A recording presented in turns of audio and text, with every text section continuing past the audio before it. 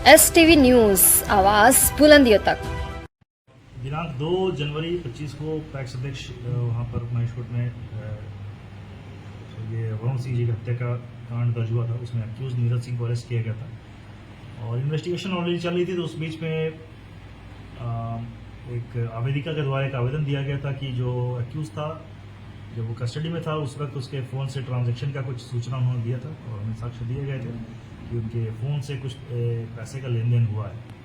तो इस संबंध में हमें सूचना मिली थी। हमने एसडीपीओ गोगरी को इसके लिए जांच का आदेश दिया था और एसडीपीओ गोगरी और तकनीकी दल ने जब इसको पूरी गहराई से छानबीन की और थाने के सीसीटीवी फुटेज का भी अवलोकन किया गया तो पाया कि मोबाइल से यूपीआई से ट्रांजैक्शन हुआ था। तो इस संबंध में उन्होंने बैंक से भी स्टेटमेंट लिया और बैंक ने कंफर्म किया था कि किस समय ट्रांजैक्शन हुआ और किस माध्यम से ट्रांजैक्शन हुआ था। तो सारे पहलुओं पर जांच करते हुए फिर हमने सीसीटीवी फुटेज की जांच की तो उसमें पाया गया कि उस समय देवेंद्र कुमार जो कि थाना परिसर में मौजूद थे और थाना प्रभारी उस समय विधि व्यवस्था की स्थिति एक सिचुएशन थी, रोड जाम वगैरह किया गया था तो वो वहाँ पर दस्त थे।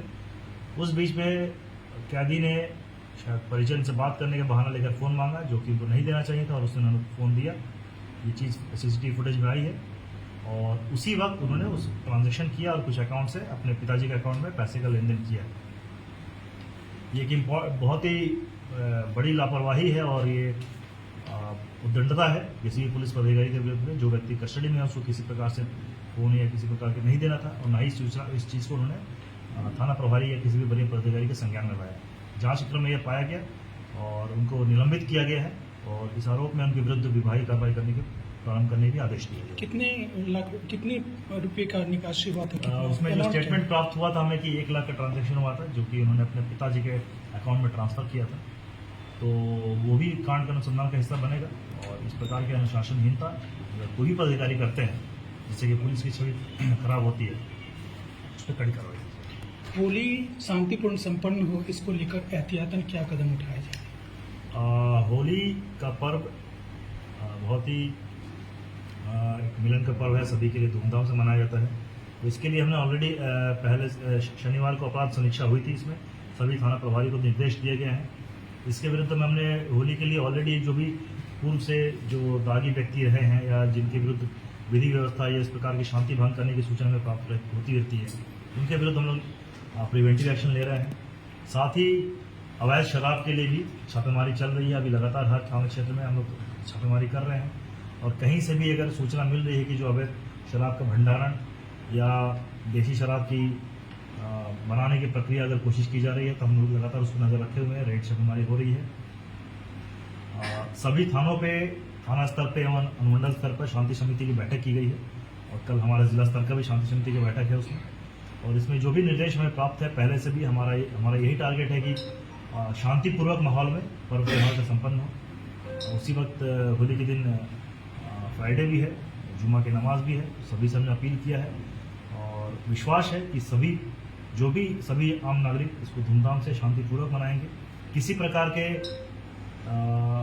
र्यूमर्स या किसी प्रकार के भ्रामक खबरों में आपको ना आए। मैं आपके माध्यम से अपील करना चाहूँगा किसी प्रकार के र्यूमर्स के चक्कर में ना पड़े। पब्लिक किसी प्रकार के फेक न्यूज़ या कुछ भी फेक मैसेज अगर आता है तो अगर इस प्रकार के जहाँ पर किसी प्रकार की सूचना प्राप्त होती है कि लॉ एंड ऑर्डर या विधि व्यवस्था किसी प्रकार की सिचुएशन आ रही है तो कृपया तुरंत इसके वरीय पदाधिकारी के संज्ञान में लाएं। आपसे विनोद है कि अगर आप लोगों के पास भी आता है तो तुरंत हमारे संज्ञान में लाएं और इस पर हम लोग पूरी तरह से त्वरित कार्रवाई करेंगे। हम लोग पूरी तरह से मुस्तैद हैं। फोर्सेज हमें मिले हैं एडिशनल जो हमने चिन्हित किए हैं, डिप्लॉयमेंट भी कर रहे हैं। और साथ ही ये भी हमने दिया है कि जो होली के अवसर पर अश्लील गाने और डीजे पर पूर्ण रूप से प्रतिबंध लगा रहेगा और अगर ऐसा मामला संज्ञान में आता है कि इन आदेशों का किसी के द्वारा उल्लंघन किया गया है या डीजे या अश्लील गाने, उचित कार्रवाई की जाए। प्रिंस कुमार है, अभियुक्त है, 50,000 का इनामी है और शातिर अपराध कर्मी है जो कि बेलदौर थाना क्षेत्र का सक्रिय अपराध कर्मी है। इसको एसटीएफ और स्थानीय थाना के सहयोग से कल गिरफ्तार किया गया है।